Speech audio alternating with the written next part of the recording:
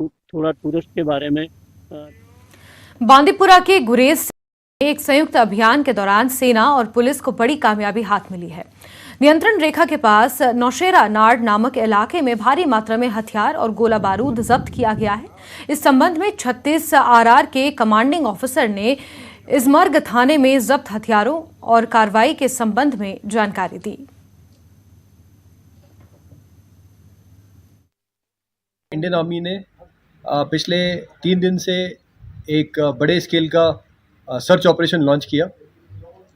3 दिन की मेहनत के बाद लाइन ऑफ कंट्रोल के बहुत नज़दीक नौशेरा नार में हमें ये सारा हथियार, असला और एमिनेशन मिला है, जिसमें से ये 7 AK सीरीज़ के हथियार, 2 पिस्टल, 21 AK मैगज़ीन, 4 पिस्टल की मैगज़ीन और भारी मात्रा में एमिनेशन मिला है।